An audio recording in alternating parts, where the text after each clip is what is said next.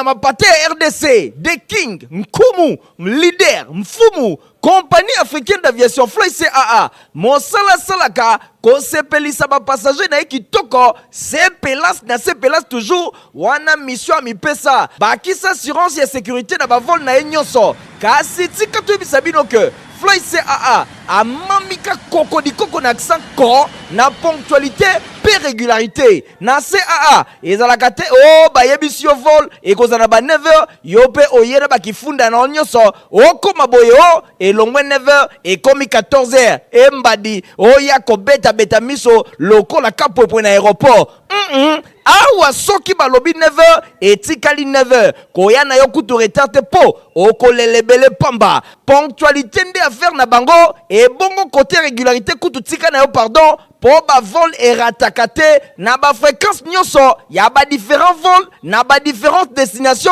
et ezalaka respecter kitoko.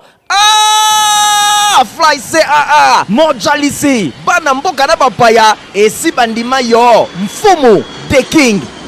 Ngonga koki ebino nyonso bosepelaka kolanda info lingala journal ya peuple pour na peuple mbote na bino bisika nyonso tubozwa mito fongoli basango na biso ya mercredi 27 mars 2024 pour na kotesa bino ndenge président de la République Félix Antoine Tshisekedi Tshilombo ayambaki délégation ya ba femme d'exception oyo ezalaki bakambamaki epa ya madame Lydie Omanga masolo na bango balobelaki mingi eta ya avancement ya association de femmes.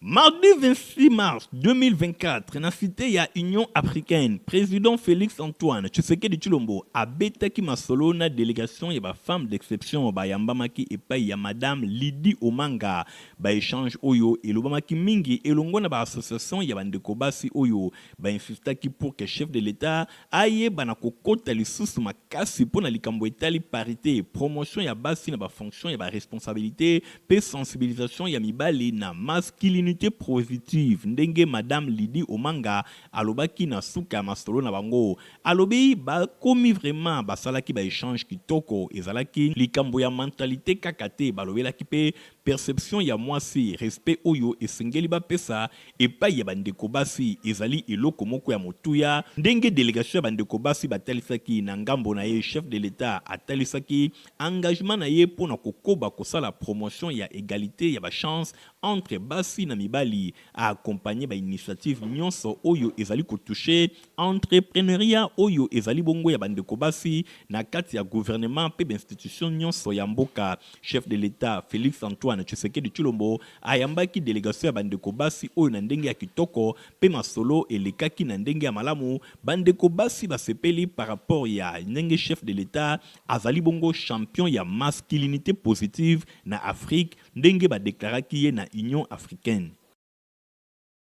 Totikala kaka na présidence ya République pour na ko signaler bino que chef de l'État Félix Antoine Tshisekedi Tshilombo a uti kokoma bongo na Lomé capitale ya Togo et pa wapi ayamamaki na aéroport et pa ya homologue na ye Fort Nyasigwe que chef de l'État azakuna pour na visite de travail ba des éléments au bokozango na édition na biso ezali ko yato poursuivre basango na biso pour na kotesa bino ndenge honorable Augustin Kabuya a clôturé mardi 26 mars 2024 seconde série ya consultation na ba parti politique ya majorité parlementaire. Nathalie Kapenda.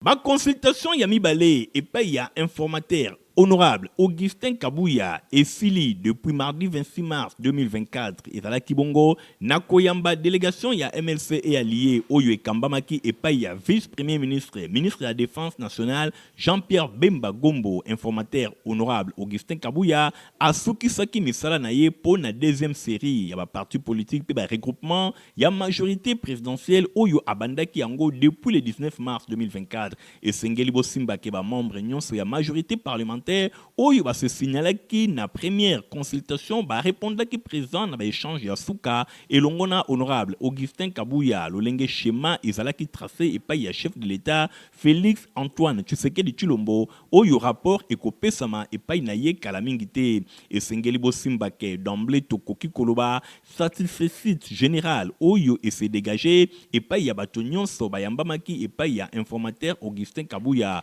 promettre kosala effort epai ya bango po na soutenir chef de l'État afin que malamu nyonso eyeba na kosalema mabe elongwa na République démocratique du Congo boyebo simbake nyonso elekaki vraiment kitoko audience nyonso elekaki na ndenge ya malamu détail epesamaki par rapport ya makambo ndenge etambolaki dans quelques jours Augustin Kabuya akopesa rapport epai ya chef de l'État Félix Antoine Tshisekedi Tshilombo po na kozwa conclusion nyonso ya misala ndenge esalemi.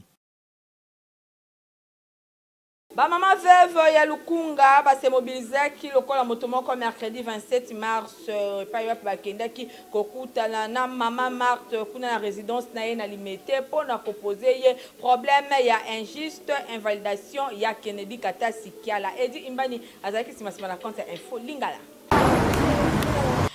Tuluku ya ba mama oyo bozali komona bake na bango match ya vita na imanateo kasi ezalinde ba mama vevi ya Lukunga oyo basangani lokola motomoko balobi trop c'est trop cette fois-ci bakende kokutana na mama ya mokonzi ya mboka mama Marthe Kasalu pona kopesa ye rapport na bango par rapport ya décision oyo cour constitutionnel ezui pona ko invalider mwana pe espoir na bango ya Lukunga maître Kennedy Katasi Kiala oyo azali eli na liste ya Lukunga avec 4000 voix pe 7e na liste kokamwa ba remplacer epa ya moto oyo azana 1005 voix ya pamba oyo likambo somo batiki na liste ba numéro ya likolo ba yekaka ko remplacer maître Kennedy pourquoi likambo oyo epesi ba mama veuve ya Lukunga kanda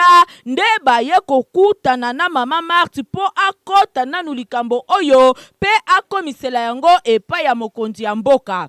Biso tozali orpheline bazakati awa toye pa mama na biso parce que eloko etungisi biso makasi. Papa na biso yaya na biso Kennedy Katasi Kiala na Lukunga abimaki na 4000 quelques voix. Mama na biso toye pa na yo pour que yo nde otaye la biso likambo bazongise la biso Kennedy Katasi Kennedy abimaki na seni biso tovotaki Kennedy tovotaki pe président de la République Félix Antoine Tshisekedi mais lelo mitema na biso ekomi pasi ya kolela toza bana kanluka tovotaki papa na confiance tozalaki nango tosengi confiance wana et continuer et papa na biso Félix biso ba mama ya ACJD toye lelo et pa ya mama na biso numéro 1 mama oyo abota mutu wa mayele Félix Antoine Tshisekedi mama Marthe tozana esika mususu de kokimela te mama na biso toye epai na yo likambo na biso eza simple ya biso candidat au votaki Kennedy Katasi Kiala numéro 58 na Lukunga abimi na 4900 voix balongoli ye bake bazui vanu walesa oyazana 1000 quelque chose de voix ba remplacer ye. Or mokonzi na biso mboka lobaka la justice yango nde yangoyo batata bamama pe bilenge ya Lukunga balobi nonono bakolala pongi soko mokete kino cour constitutionnel akozongisela bango moto oyo bango baponaki po ete azala molobeli na bango na Assemblée nationale po oyo bino botieli bango eza yetende bango baponaki baza na confiance ya justice ya mboka babandi ke erreur matérielle oyo ekozala corriger bana Lukunga balobi Kennedy Katasi Kiala ou rien.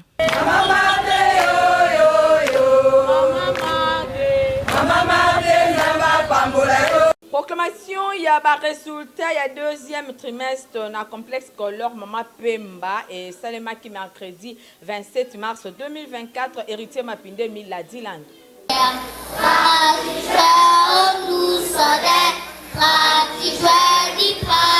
Na complexe scolaire Mama Pemba, oyo ezwami na quartier Bikanga na commune ya Kisenso, calendrier scolaire ezala katango nyonso respecté. Mercredi 27 mars 2024, nyonso elekaki kitoko pour la proclamation il y a deuxième trimestre.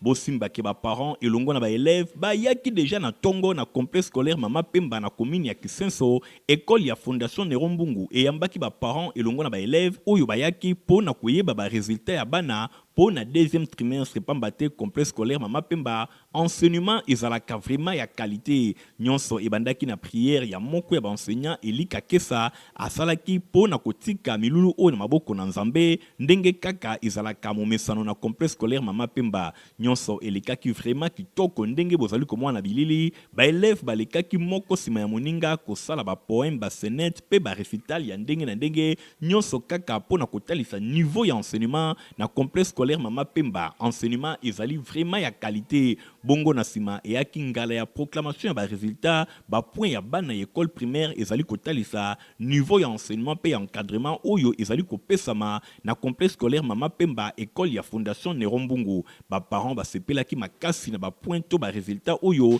epesameli bana na bango. Na micro ya Info Lingala boyo ka bango ndenge balobi. D'abord na sepeli na nous pona ne ba organiser ba poète pona bana biso et surtout poète basali ya ko lobila makambo Rwanda na biso Congo na sepelaki mingi na poète wana et puis encadrement na moni ki bazo encadrer na bien na enseignement est bien minerval est quand même au moins de cours mais enseignement est kitoko na sepeli kama fait les kitoko nyonso eleki bien. Wana ezalaki ngala ya deuxième trimestre ezali désormais clôturé etikali troisième trimestre oyo ba élève bazali kobanda yango kala mingi te poso ezali koya nyonso wana papa mama ozana mwana yo esengeli kotinda ye na complexe scolaire Mama Pemba bobanga mobange na bâtiment oyo te enseignement ezali kopesa makuna kasi minerval ezali na yango à la portée ya bourse nyonso ya commune ya Kisenso Matete Lemba bref ba commune nyonso ya ville ya Kinshasa botinda bana na complexe scolaire Mama Pemba et pas wapi enseignement ezali kopesa makitoko. Ba élève ya complexe scolaire Mama Pemba ya fondation Nerombungu Mungu mingi penza ya maternelle basalaki visite guidée week-end eleki na kin marché ya des bonhommes héritier mapine miladi land wazaki kuna na compte Info Lingala.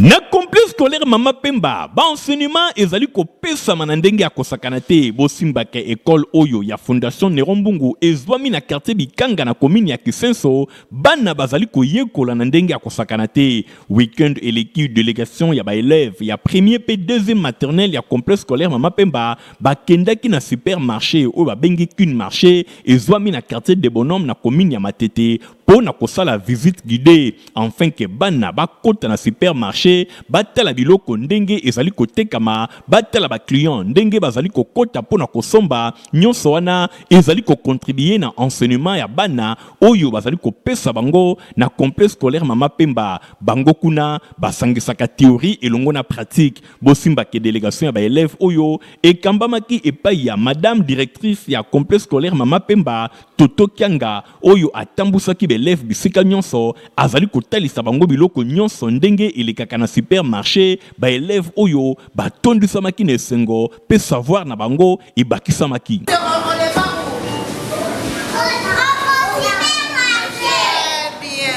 Kaka sur place na supermarché oyo ba élève batunaki pe ba question epai ya ba enseignante na bango pe bazwaki biyano ya ndenge na ndenge. Curiosité ya ba élève ya complexe scolaire Mama Pemba impressionnaki même ba responsable ya supermarché oyo bamonaki vraiment ke bana oyo ya complexe scolaire Mama Pemba bazali kozwa enseignement ya qualité pambate mituna babandai kutuna e kadraki na esika bango bayaki kosala visite guidée na supermarché oyo na quartier de bonhomme na commune ya Matete. nyonso elekaki vraiment kitoko. Complexe scolaire Mama Pemba toujours likolo, école ya Fondation Nerombungu ezwami na quartier Likanga na commune ya Kisenso, ezali esika malamu yo parents okoki kotinda mwana na yo okozala de cité akozwa enseignement ya qualité pambate. Complexe scolaire Mama Pemba ezali vraiment école moko kitoko pe ya malamu oyo bana esengeli bayekola nyonso na befort ya ye moko honorable Nerombungu oyo azali kosala éducation ya bana cheval de bataille na ye.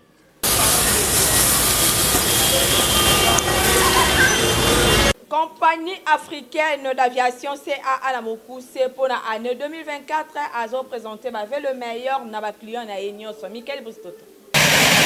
Ah oui, atikala mfumu na mapate ya RDC, The King, Nkumu, leader, mfumu, compagnie africaine d'aviation Fly CAA, mosala salaka, kosepelisa ba passager na kitoko, sepelas toujours, wana mission mipesa, bakisa assurance ya sécurité na ba vol na nyonso, kasi tika tu bisabino ke, Fly CAA, amamika koko di koko na accent ko, na ponctualité, pe régularité, na CAA, ezalaka te, oh, ba yebisi yo vol, ekozana ba 9h, yo pe oyena ba kifunda na nyonso, okoma boye o, elongwe 9h, ekomi 14h, embadi, oya kobeta beta miso, loko la kapo na aéroport, awa soki balobi 9h, etikali 9h, koya na yo kutu retard po, okolelebele pamba, ponctualité nde affaire na bango, et bongo côté régularité kutu tika na yo pardon, po ba vol eratakate, na ba fréquence nyonso,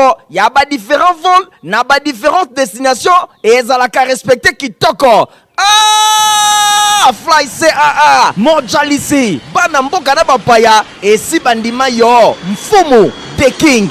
Na page na biso ya astuce ya lelo info lingala journal peuple pour na peuple emeki moi moke kobela bino ba bien fait ya makala bolanda ngo nzela ya mongongo ya micho mabasi. Charbon de bois topé makala ezali ba produit moko plus négligé na ndako nzokande ezali eloko oyo ekoki soko mokete kozanga na ndako pona ba vertu nango. Charbon de bois ezali très efficace oyo esengeli mama nyonso soki ake wenze akoki jamais kozangisa saki topé mopiko nango na ndako. Tala charbon de bois esungaka na ndenge ya mokete ndakisa. Charbon de bois et kalimaka poison. Soki bo remarqué ndeko na bino ameli eloko moko songolo pakala azako sanza makila azali ko sanza bo salela na lombango quantité ya makala bo tuti yango bo bakisi mai bo melisi yango ako sanza biloko nyoso wana makala ezali très puissant yango esilisaka solo mapeka tope ya nzoto isifika ko tuta yango kozwa poussière nango ko pakola tongo nyoso tuna mapeka solo nyoso ya nzoto abupia makala enika kanzungu kitoko esilisaka solo na congélateur to na réfrigérateur makala elongola ka solo ya sapatu isifika ka kobua ka mwa 2 morceaux na kati ya sapatu solo nyoso tu ekei soki ndako eza solo waka mwa ba morceaux ya makala solo nyoso tu ekei yo moto zali koleka libumu eza ya kovimba pona bilialia kosamba te tutaka ka makala sangisango na mwa mai mela libumu ezongi kimia makala ekalimaka moya estoma esilisaka moto pasi makala esungaka na ndenge ya kosakana te kutu na tango ya kala ba poubelle ya bakoko na biso ezalaka solo te po tango nyoso bazalaka kokende kobuaka makala pe ba poussière ya makala na poubelle oyo ekimisaka banyama ba insecte ya ndenge na ndenge makala eza malamu esokolaka kiv kitoko makala ndenge ezali wana eswanyaka elongi bokozwa idete kosalela yango soin de visage isifika ka kopakola yango na citron na elongi ba bouton ba poignard nyoso abupia papa soki outi ko se raser kosamba te zwa kaka citron na makala palola ngo na mbanga osali yango 3 fois la semaine bambuma ekobima yote soki mama olambi ozikisi loso ozikisi biloko olambaki na mwamba bwaka kaka mbuma ya makala zongisango na moto ekobenda solo nyonso tu makala ezali vraiment malamu oyo esengeli tango nyonso tu batata bamama kozalaka nango na ndako po esungaka. En tout cas makala to pe charbon de bois ezali penza moninga malamu.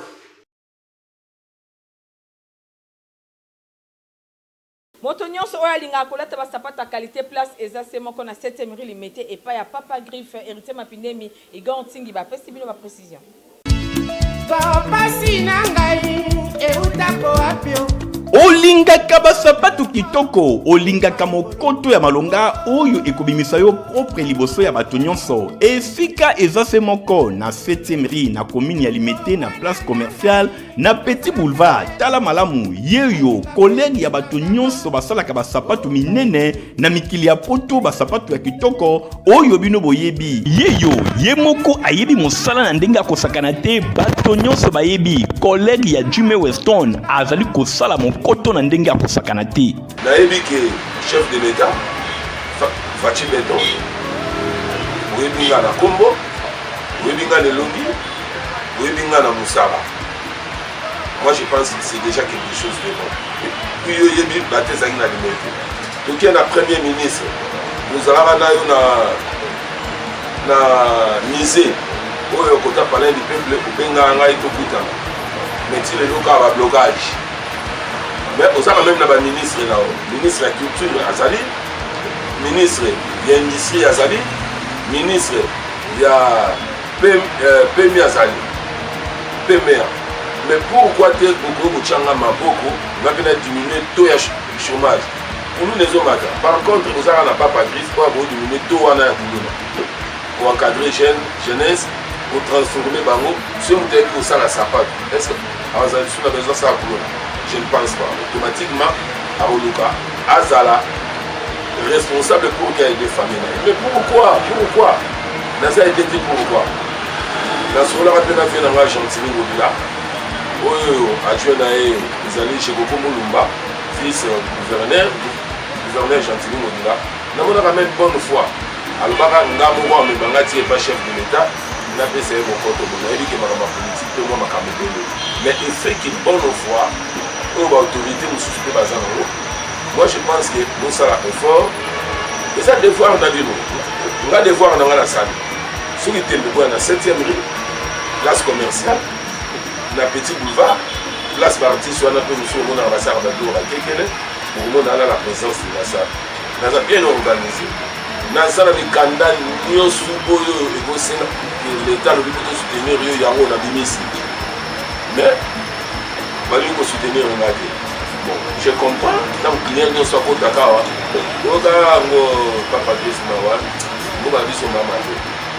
on va soutenir Rio. Il faut Simba-Science. Maintenant, dans Simba-Science, on a vu la matin. Donc, je suis Ria Awa. Aux alarmes, on a fait. Au diable, on a fait. Là, tu as fait ça. Aux alarmes, on a mariage. Là, tu as fait. Aux alarmes, ça part du Yamoundé. Le la Élique. Il y a un ordinaire comme un roi et mort. Ozana o le quoi est mort on comme aboli le quoi la il y a dans ça dans sa réparation dans sa fabrication donc na yebi usala comme il se doit ota ki baté ça oyoki adresse ezase moko na 7e rue Petit Boulevard na commune ya Limete epai wapi ba chaussure ba sandal ba mapapa ezali kosalema na ndenge ya kosakana te soki okoti awa obosani Italie libela. kozala na santé kitoko na kolongono ya nzoto e potopoto eza se moko na République démocratique du Congo ezali bongo Protiva Stepanas Kande. Ah merci Yabouinde bana nyoso baza kuringa à la pochette.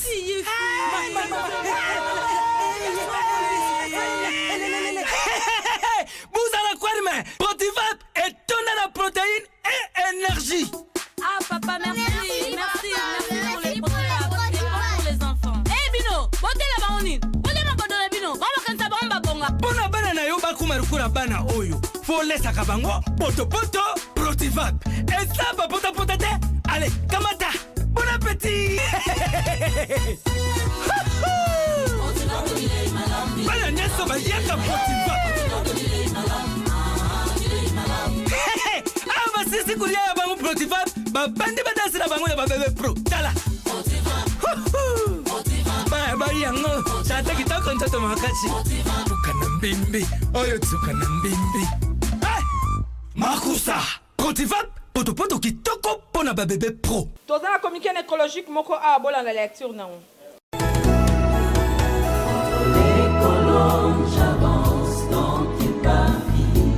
Ba famille Tumba elongo la ba famille Bashala bazana mawa ya kwebisa na bandeko baninga pe bayiba na bango nyonso liwa ya mwana ndeko papa pe noko na bango José Tumba Bashala oyo akufaki mikolo eleki. Programme ya matanga ezali boyi. Vendredi 29 mars 2024, veillée mortuaire et kozala na salle Oasis Oyo Ezwami na quartier de Bonhomme na commune ya Matete. Référence après église ya Shekina. Mokolo ya samedi 30 mars 2024, de levée du corps et kosalema pe exposition na morgue ya hôpital Roi Baudouin Premier ya commune ya Masina. Bongo à partir ya ngonga ya 11h, nde bokundami et kosalema na cité de la sagesse na Nsele Bambou. Kasi na ngonga ya 14h, de bain de consolation et kopesama toujours na salle Oasis na quartier de Bonhomme na commune ya Matete pene ya église Shekina. Tika été communiqué oyo et comme la bato nyonso bayebaka José Tumba Bashala. Tous ceux qui te servent, je viens Seigneur. On a si la carte journal pour la peuple yangoyo et combination de peuple nazaki na Esther Makasi yako présenter les bino yango ce que se fait là na ngombo pesa. Merci na Nathalie Kaela Kapenda oyo a kumbela kibongo édition peuple azaki assisté et pas ya Micho Mabasi na sima caméra tozalaki na Igor Nsingi montage simamaki na Christian Kangebe ni pe Fabrice Lundombi journal pour la peuple ezalaka supervisé et pas ya héritier Mapine Bandeko. Botika la malamu. Au revoir. Ah oui, atikala mfumu na mapate RDC, The King, Nkumu, leader, mfumu, compagnie africaine d'aviation Fly CAA, Mosala Salaka, kosepelisa ba passager na kitoko, sepelas toujours, wana mission mipesa, bakisa assurance ya sécurité na ba vol na nyonso, kasi tika tu bisabino que Fly CAA a mamika koko di koko na accent ko na ponctualité pe régularité na CAA ezalaka te o bayebisi yo vol ekozana ba 9h yo pe oyena bakifunda na nyonso okoma boye o elongwe 9h ekomi 14h embadi oya kobeta beta miso lokola kapopo na aéroport awa soki balobi 9h etikali 9h koya na yo kutu retard te po okolelebele pamba ponctualité nde affaire na bango et bongo côté régularité kutu tika na yo pardon po ba vol erataka te na ba fréquence nyonso ya ba différents vols na ba différentes destinations et ezalaka respecté kitoko. Fly CAA mojalisi bana mboka na bapaya esi bandima yo mfumu The King